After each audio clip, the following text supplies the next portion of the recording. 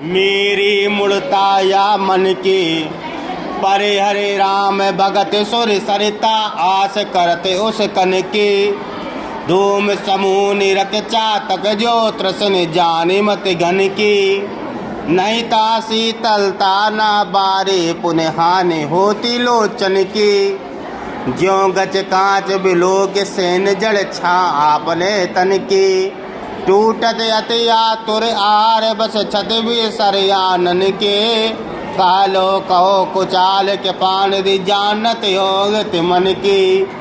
तुलसीदास प्रभु करऊं, दुसै दुख हरऊं, लाज निज पन की। प्रसंग इसमें लिखेंगे, इसमें मानव अपने मूर्खता भरे कामों को बता रहा और प्रभु से विनती कर रहा है, हमारे मूर्खे बड़े काम को आप बंद करवा दें। ठीक है, यह प्रसंग है। व्याख्या क्या है? मेरी मूढ़ता यह मन की, मेरे मन की ये मूर्खता है। मूढ़ता का मतलब मूर्खता, मन माने मन, की माने की। परे हरि राम भगत सुर सरिता, परे हरि हरि रूपी, राम भक्ति रूपी सुर सरिता नदी, आस करते उस कन की। मतलब मैं राम भक्ति रूपी नदी रूपी जल को छोड़ करके ओस की बूंदों से प्यास को बुझाना चाहता हूँ। मेरे अंदर प्यास है, प्यास लगी हुई है। राम की नदी रूपी नदी बह रही है, राम भगत रूपी नदी बह रही है। उस नदी के जल से हम सेवन नहीं कर रहे हैं, हम ओस की बूंदों को पी करके अपनी प्यास को बुझाना चाहते हैं। ये मेरे मन की मूर्खता है, ये मेरे मन की मूर्खता है। आगे कह रहा ठीक उसी प्रकार से जिस प्रकार से धूम समूह निरख चातक ज्यों, धूम समूह धुएं का समूह, जब धुआं एक साथ आसमान में उड़ता है तो ऐसा लगता है जैसे बादल उड़ रहे हों। जब आसमान में जाएगा ऐसा लगेगा जैसे बादल उड़ रहे हों।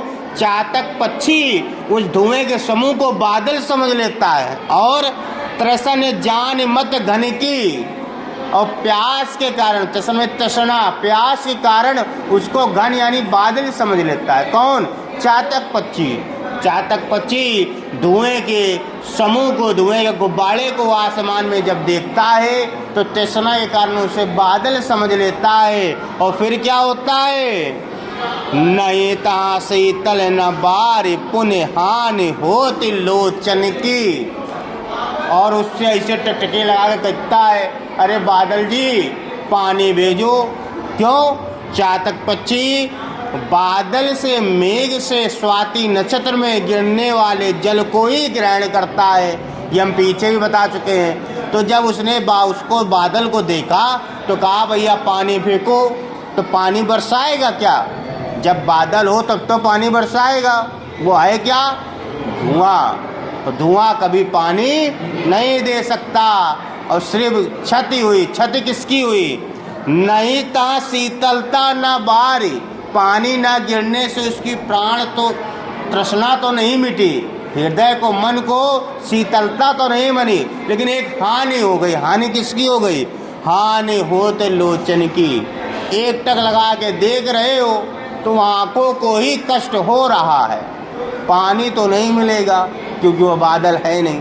ठीक, यहाँ पर यहाँ दूसरा उदाहरण दे रहे हैं। जौ गच कांच बिलो की सेन जड़, छा आपने मन की।